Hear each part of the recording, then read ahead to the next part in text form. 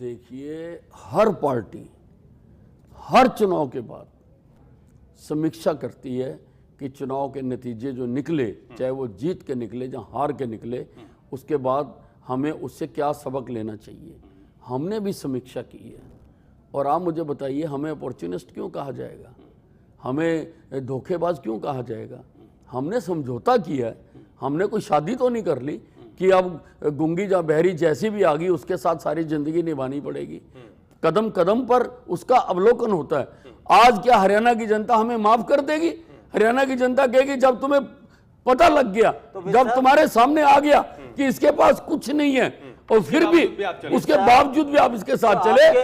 आज हरियाणा की जनता ने हमें आज मौका दिया है। आज हरियाणा की जनता चाहती है कि हम प्रदेश से कांग्रेस की कांग्रेस की सरकार को उखाड़ कर फेंक दें। और कांग्रेस क्या हरियाणा की जनता हमें माफ कर देगी? हरियाणा की जनता क्या हमें बख्श देगी? विज साहब आपके नेताओं को फिर ये अटूट बंधन है, ये पवित्र बंधन है, ये दिलों का बंधन है, ये नहीं टूटेगा, ये हमारे तो ये सब बातें नहीं हो गया ना जी। ये तमाम बातें नहीं कहनी चाहिए। हमारे साथ धोखा हो गया। और आप लोग, और ये इसमें कितनी सच्चाई है कि आप लोग वेट कर रहे हैं। आप तो मन बना चुके हैं, इसमें कोई दो राय नहीं, आपके पास उसके तर्क भी हैं, आप मन बना चुके हैं। लेकिन आप ये देख रहे हैं कि भैया हमारे ऊपर ना आ जाए कि हमने धोखा दिया या हमने बाहर कर दिया। बिल्कुल ऐसा नहीं है। आप तभी हमारे साथ धोखा हो गया। हमें जो माल दिखाया गया था, जब हमने उसका पैकेट खोला तो अंदर से वो माल नहीं निकला। हमें दिखाया गया था कि इसके अंदर सोना है, लेकिन उसके अंदर से मिट्टी निकली। वो आपके नेताओं ने ही दिखाया, नहीं आपके प्रदेश के नेताओं ने दिखाया। आपके प्रदेश के नेता ही गले मिला के खुद आप प्रदेश के वरिष्ठतम नेताओं में शुमार हैं। बिल्कुल नहीं, ये गलतफहमी हो कैसे गई? देखिए, बिल्कुल नहीं। एक आदमी ने ऐसा पेश किया अपने आप को, ऐसा ओरा दिखाया कि पता नहीं उसके पास कितना समर्थन है, कितनी वोटें हैं, कितने कार्यकर्ता हैं। अरे वो अपने घर में हार गया, अपने गढ़ में हार गया। वो तो आरोप लगाते हैं आपने कोई सहयोग किया नहीं, आपने रैली नहीं होने दी, आपने हरवाया, ये आरोप भी लगता है। देखिए, मैं आपसे पूछता हूं कि वो गठबंधन का नेता था, हमने उसको नेता माना, हर जगह हम उसको लेकर चले, तो गठबंधन का नेता होने के नाते क्या उसको 10 की 10 विधानसभाओं में प्रचार करने के लिए नहीं जाना चाहिए था? लोकसभाओं में वो अपनी 2 लोकसभा तक ही सिमट कर रह गया। क्या उसने गठबंधन धर्म का यह पालन किया? इसमें क्या उसने गठबंधन धर्म को नहीं तोड़ा? उसका दायित्व था उसकी। नहीं, आपने बुलाया नहीं, गलत बात है। 4 बार नरेंद्र मोदी आए प्रदेश में जनसभा करने के लिए। हमारे नरेंद्र मोदी के हमारे इलाके में नहीं गए, आप मेरी बात सुनिए।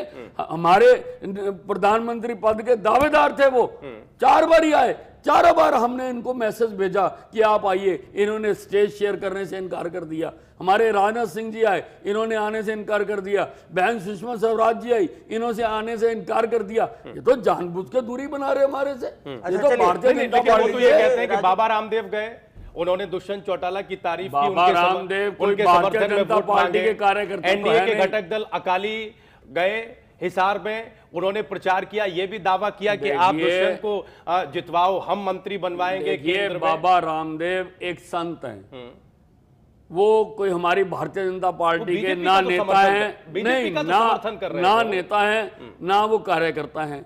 उनकी मर्जी है कि वो कहां पर किसको समर्थन करें, उसके लिए तो मैं कोई टिप्पणी नहीं कर सकता हूं।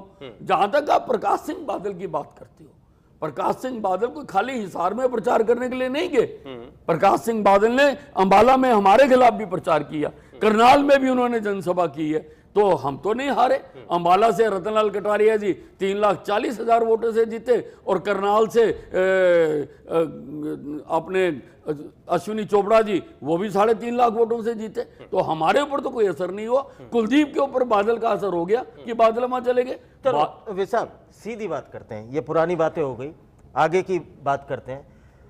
मुझे ये बताइए आप कि घोषणा कब हो रही है कि गठबंधन टूट रहा है? आप इतना देर क्यों कर रहे हैं? आपके कार्यकर्ताओं में कंफ्यूजन है, आपको आगे की रणनीति बनानी पड़ेगी।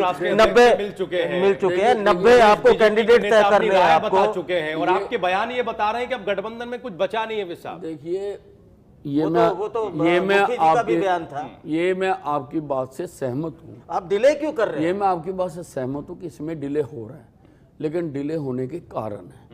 पहली बात तो ये है कि हमारी नई सरकार बनी, पहले सारी हमारे नेता नई सरकार बनाने में व्यस्त हो गए। उसके बाद हमारे राष्ट्रीय अध्यक्ष जी बदल गए, नए राष्ट्रीय अध्यक्ष आए हैं। नए राष्ट्रीय अध्यक्ष आए हैं, आते ही उन्होंने हरियाणा के सारे नेताओं से मुलाकात की है और हमें लगता है कि इस 5-7 दिन में वो इस बारे में वो फैसला कर देंगे, जो भी फैसला करना है। अभी हमें मालूम नहीं है कि फैसला क्या होगा। उस फैसले में आप लोगों की कुछ सुनी जाएगी या तय हो गया नहीं, पहले से? नहीं, उन्होंने हमारी पार्टी में प्रजातंत्र है, कदम कदम पर कार्यकर्ताओं को अपनी बात कहने का अवसर दिया जाता है। हम अपनी बात कह चुके हैं, हमने अपनी बात बता दी, लेकिन अंतिम फैसला लेने का अधिकार पार्लियामेंट्री बोर्ड चलिए को है। इसमें भी एक चीज बताइए, आपने बता दी, मतलब अनिल विज ने बता दी या प्रदेश भारतीय जनता पार्टी ने बता दी? नहीं, As a- प्रदेश हाँ, भारतीय ये- जनता पार्टी ने बता दी। एक ही राय है सबकी, आप सबकी? देखिए, प्रजातंत्र में कभी भी एक राय नहीं होती है, हर तरह की राय है जी। हर तरह की राय है। कुछ लोग ऐसा भी चाहते हैं कि इस गठबंधन को इसी प्रकार बरकरार रखा जाए, शर्तें बदल दी जाए। कुछ लोग ये चाहते हैं कि नहीं, इसमें शर्तों में कटौती कर दी जाए, लेकिन बहुत सारे लोग ये भी चाहते हैं कि हमें अकेला चलना चाहिए, हमें अब इसके साथ गठबंधन में नहीं चलना अच्छा, चाहिए। जो नई शर्तें हैं विज साहब, वो कुछ बता पाएंगे क्या नई शर्त? कोई शर्त नहीं, नहीं, नई शर्तें नया मतलब फार्मूला नया निकाला गया है कि फॉर्मूला फार्मूला कोई? चलना चाहते हो कोई गठबंधन फार्मूला के साथ नहीं। तो भाई इन कोई- शर्तों के साथ चलो। कोई फार्मूला नहीं, हमने अपनी बात कह दी, अब जो करना है केंद्रीय नेता अच्छा, को कुलदीप बिश्नोई क्या चाह रहे हैं? बातचीत तो होती है, आप साथी हैं, गठबंधन के साथी हैं। देखिए, कुलदीप बिश्नोई क्या तो चाहते हैं कि मुझे बिना चुनाव लड़े कोई सीएम बना दे, तो वो तो राजी हैं, वो तो सीएम ही बनना चाहते हैं, और कुछ नहीं, वो तो इससे कम सीएम नहीं। का बेटा सीएम ही बनना चाहता है। इससे कम। और